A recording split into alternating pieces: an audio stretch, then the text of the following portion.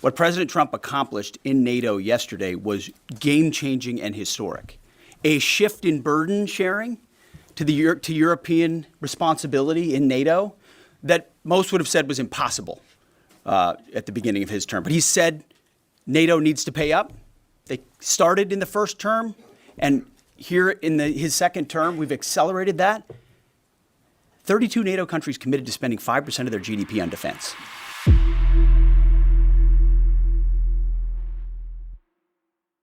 Welcome to the Paul Lovette Show. I am your host, Paul Lovette. Today we are looking at the past week's events, major events by the president and our awesome military. We're going to dissect the Secretary of Defense and the chairman of the Joint Chiefs of Staff press conference that was given in the last day or so. First up is the president's accomplishment at NATO this past week.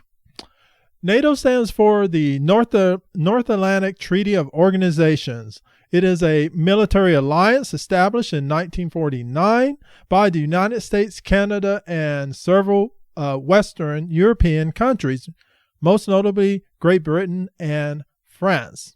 And its purpose was to provide a collective defense against aggression, especially during the Cold War.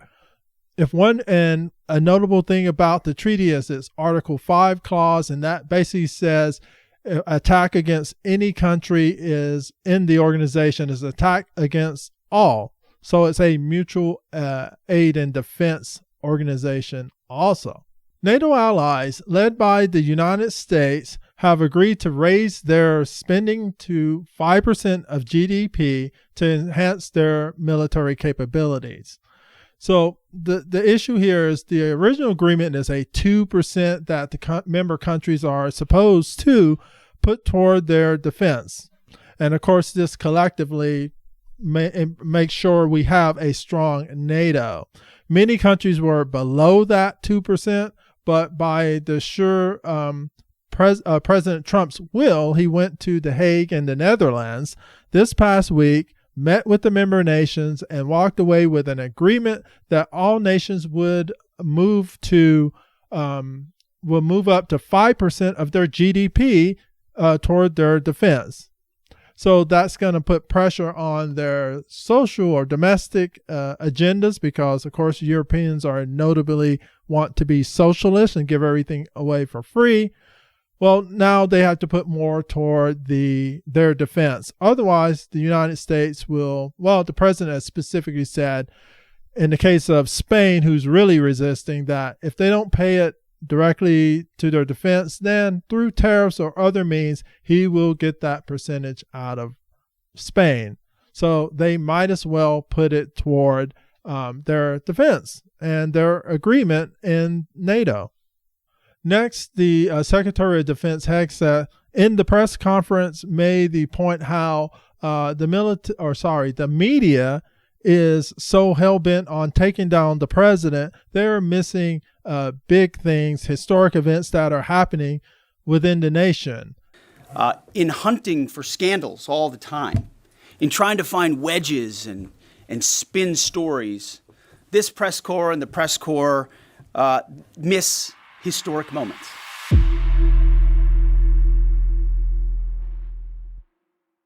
But searching for scandals, you miss historic moments, like recruiting at the Pentagon. Historic levels in the Army, the Air Force, and the Navy. Yeah, maybe there'll be a little mention here or there, but because it was under President Trump's leadership, because Americans are responding to him as commander-in-chief, the press corps doesn't want to write about it. Here's our first one, the recruitment numbers under Joe Biden. So we see in fiscal year 22, the Army fell short of its goal by 25%. Fiscal year 23, the Army missed its goal by goal of 65,500 active duty soldiers. The Navy and Air Force also missed their targets. And in fiscal year 24, Biden's last year, the Department of Defense reported 225,000 new recruits across all services. And it was a 12.5% increase over the prior disastrous year. And the Army had to revise its goals, apparently down, to be able to meet them. So are you really meeting your goals? And then the Navy also exceeded its goals. The Air Force and the Marines also met their fiscal year 2024 goals. And then this last one is of note. Programs initiated during the period. So the Army launched this program, basically it called its Future Soldier Preparatory Course in, August of 2022. What's not stated here is that these programs, for any service that started them, they were because people were not making the educational numbers they need, probably like ASVAB, substandard ASVAB, and also substandard physical fitness. So the quality of our recruits going in has so deteriorated under the social causes implemented by the liberal Biden administration and other leftist forces in our society. Next, let's look at the numbers under President Trump. So as we see here, beginning in January of this year, 2025, the Army reported its best recruiting in 15 years, with 15,597 recruits receiving basic training days. One more month later in 2025, all 5 Department of Defense military services met their recruitment goals, which was higher than the year earlier. 4 out of the 5 services exceeded their goal to a greater extent than in February 2024.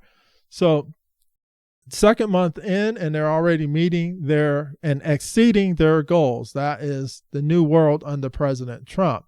Fiscal year 2025, the outlook. The Army has announced surpassing its fiscal year 25 recruitment goals for months ahead of schedule, with over 61,000 future soldiers signed. The Army's goal for fiscal year 2024 of 55,000 recruits. The Navy plans to maintain its goals for 2025, and Air Force, of course, the Air Force plans to increase its numbers since things are going so well. And of course, our URA Marine Corps will increase their goal also.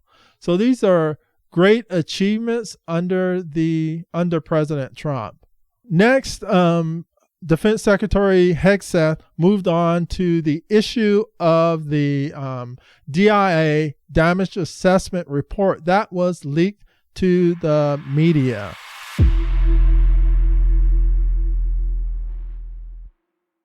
Whether it's fake news, CNN, MSNBC, or the New York Times, there's been fawning coverage of a preliminary assessment. I've had a chance to read it. Every outlet has breathlessly reported on a preliminary assessment from DIA.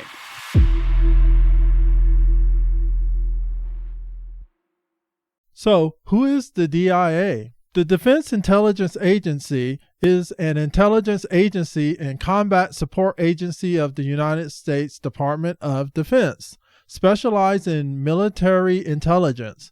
It provides intelligence on foreign militaries to warfighters, defense policymakers, and force planners within the Department of Defense and the broader intelligence community.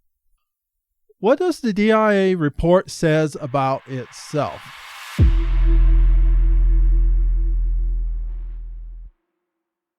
I'm looking at it right now. Again, it was preliminary, a day and a half after the actual strike, when it admits itself in writing that it requires weeks to accumulate the necessary data to make such an assessment. It's preliminary. It points out that it's not been coordinated with the intelligence community at all. There's low confidence in this particular report. It says in the report there are gaps in the information. It says in the report multiple linchpin assumptions are what this assessment, a linchpin assumption, you know what that is? That means your entire premise is predicated on a linchpin. If you're wrong, everything else is wrong. And yet, still, this report acknowledges it's likely severe damage. Again, this is preliminary. But this is why we hate the mainstream media so much. The report itself prefaces by stating that it is preliminary and uncorroborated with the intelligence community. It says that there is low confidence in the assessment. Additionally, it states that the assessment is based on multiple linchpin assumptions. This means that if their basic assumption is incorrect, then everything that follows is wrong also. Based on this, the media undercut the success of the mission and provided propaganda, comfort, and aid to the enemy. In an effort to attack President Trump, the media misled the public and devalued the sacrifice, risk, and skill of our proud service members that put their lives in imminent danger to accomplish the mission of the American people. The media's behavior is shameful and infuriating.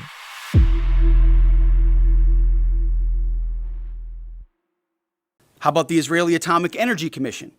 The devastating U.S. strikes on Fordow destroyed the site's critical infrastructure and rendered the enrichment facility inoperable. Have any of these quotes made their way into the New York Times or the Washington Post? MSNBC?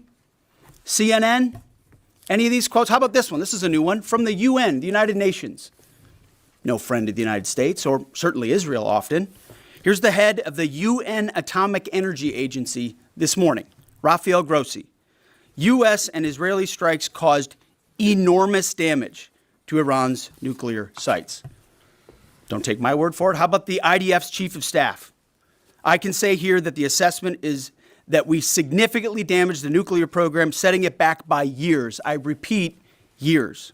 Normally, in a common sense and intellectually honest world, you'd expect the home team to be optimistic about the efforts in any activity, particularly one of a competitive nature, and most certainly during times of military conflict. But sadly, the mainstream media chooses to do everything it possibly can to undermine the citizens of America's confidence in our government and our military in a time of conflict. The visiting team, the UN, Britain, and Israel all agree that the bombing of Iran's nuclear sites were severe and devastating. The UN, no friend of the United States beyond us being their sugar daddy, they agree that the attack was successfully executed and with the expected severe outcomes.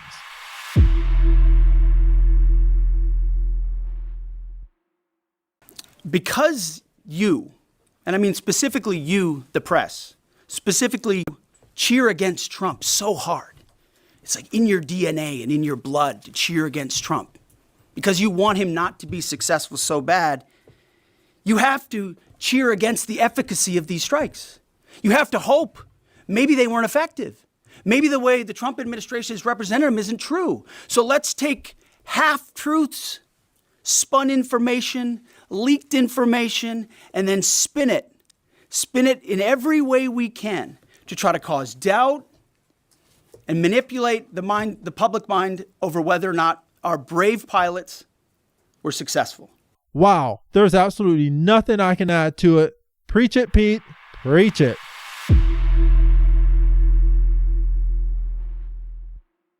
At that point, only 2 Patriot batteries remained on base. Roughly 44 American soldiers responsible for defending the entire base, to include CENTCOM's forward headquarters in the Middle East, an entire air base, and all the U.S. forces there. The oldest soldier was a 28-year-old captain. The youngest was a 21-year-old private who'd been in the military for less than 2 years. So let's put ourselves out there for a second. Imagine you're that young first lieutenant, you're 25 or 26 years old, and you've been assigned as the tactical director inside the command to defend this base. Listening next to you is your early warning operator whose job is to notify you of imminent attack. There's 5 people inside a vehicle and 5 people outside of a vehicle around these, a total of, as I said, 44.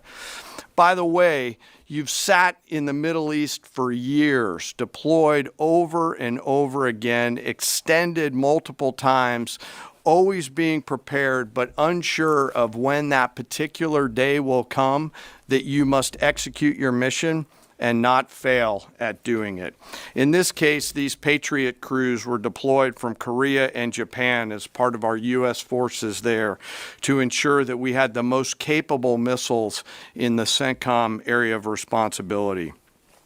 As the day continues, you start to hear more and more chatter in the information space about a pending attack. And as the sun starts to set in the west, you get orders from your higher headquarters to make sure that your missile batteries are pointed to the north. There are just a few other teammates. It's hot, you're getting nervous, and you expect an attack. Outside of those Patriot vehicles, your hot crew, which is 1 NCO and 4 additional soldiers, turns a key and relinquishes control of those missiles to that young lieutenant inside the vehicle. And you wait. You know that you're going to have approximately 2 minutes, 120 seconds to either succeed or fail. And then at approximately 12:30 p.m. on Monday, that's 7:30 p.m. in Qatar, as the sun sets in the west, Iran attacks. We should never forget, belittle, dishonor the ordinary people doing extraordinary things in service of our nation. They are ready to die for this country, and many have. They are also known as heroes, and in my eyes, superheroes.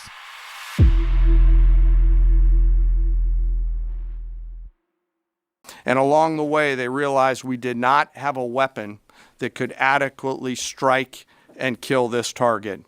So they began a journey to work with industry and other tacticians to develop the GBU-57.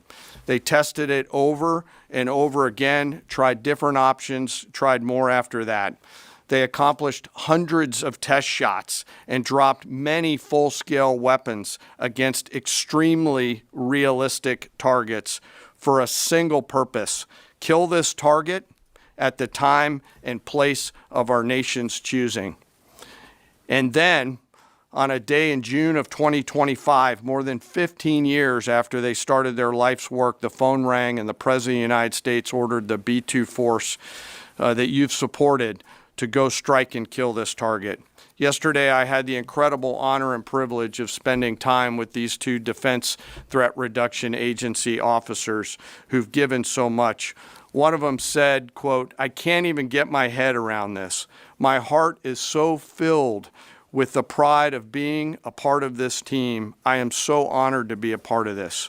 To you both, thank you, and thank you to your families. It is incredible that this weapon system is 15 years in the making and actually designed for this specific purpose.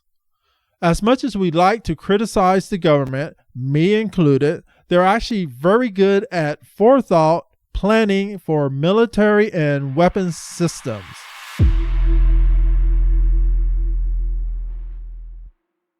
Let me talk about the graphic a little bit. And the GBU-57, which all of you I know is a 30,000-pound weapon dropped only by the B-2. It's comprised of steel, explosive, and a fuse, programmed bespokely, each weapon to achieve a particular effect inside the target. Each weapon had a unique desired impact angle, arrival, final heading, and a fuse setting. The fuse is effectively what tells the bomb when to function. A longer delay in a fuse, the deeper the weapon will penetrate and drive into the target.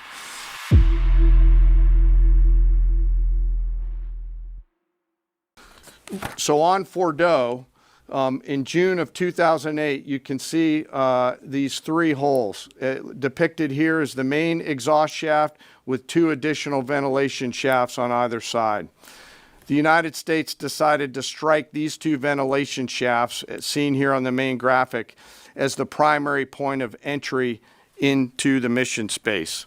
In the days preceding the attack against Fordo, the Iranians attempted to cover the shafts with concrete to try to prevent an attack. I won't share the specific dimensions of the concrete cap, but you should know that we know what the dimensions of those concrete caps were. The planners had to account for this. They accounted for everything. The cap was forcibly removed by the first weapon, and the main shaft was uncovered. Weapons 2, 3, 4, 5 were tasked to enter the main shaft, move down into the complex at greater than 1,000 feet per second, and explode in the mission space. Weapon number 6 was designed on each side, so there were 6 on each side. Weapons number 6 was designed as a flex weapon to allow us to cover if one of the preceding jets or one of the preceding weapons did not work. Did you notice the level of detailed planning, specificity, and execution? This, along with the GBU 57's design specification, leaves no doubt as to the destruction of the Fordo nuclear facility. The fake news mainstream media refuses to share this with the American people. The Secretary of Defense rightfully said, they, the media, purposely sow doubt and fear in the minds of the American people just to try and hurt and undermine President Trump.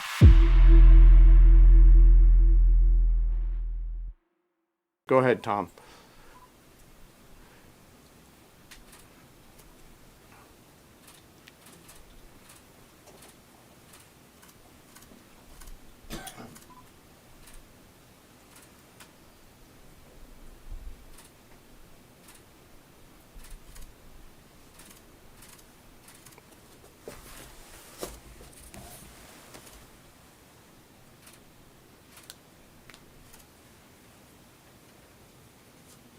Keep it going for a minute. You'll see inside the mission space.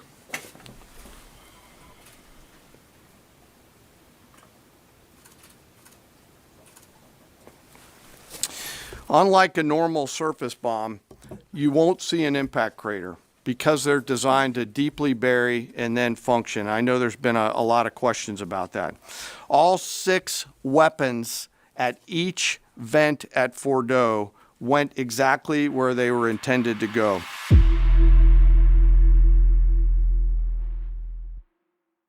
First, that the weapons were built, tested, and loaded properly. 2, the weapons were released on speed and on parameters. 3, the weapons all guided to their intended targets and to their intended aim points.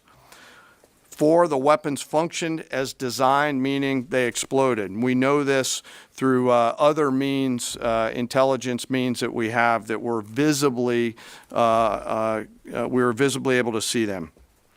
And we know that the trailing jets saw the first weapons function, and the pilots stated, quote, "This was the brightest explosion that I've ever seen. It literally looked like daylight." Here we've just seen how the GBU 57 bunker busting bomb is supposed to work. And then we finished with the chairman of the Joint Chiefs of Staff telling us how the GBU 57 was designed to specification. It was manufactured to specification. It was delivered to the war zone as designed. It hit its target as expected, and it exploded in the mission space. And we know the effectiveness of it by the other planes in the mission describing the point of explosion, in that it turned night into day. So there is no doubt as to effectiveness of the strike, and that this facility was indeed destroyed. We also have foreign powers, the UN, Israel, and others, stating that the attack was destructive and destroyed the site. So once again, we have the American media that's hell-bent on destroying this president, a president who has a mandate from the American people to carry out this mission, this peace through strength, which is being exercised here. He has always said, Iran can never have a nuclear bomb. We got to understand, and I don't know why the media refuses to understand, if Iran gets the bomb, that's going to cause a nuclear arms race within the Middle East. And along the way, Israel is probably going to be destroyed with a nuclear bomb from Iran, either directly or they pass it off to their proxies. So this is a mission that had to be done, and it's just shameful that the American media is on the wrong side of history once again because they hate America and they hate this president. So wake up, America, and we need to get a grip on this media, and basically they're propagandists for foreign powers, and it is literally shameful. They will destroy our brave service members and any American person that believes in America so that they can carry out their destructive agenda to destroy America with one party rule, that being immoral liberalism for all, socialism and communism. Not for me. I will do everything in my power, and hopefully you will join me in being the resistance to this mainstream media and the Democratic Party. And with that said, thank you for joining me today, and this is the Paul Lovette Show.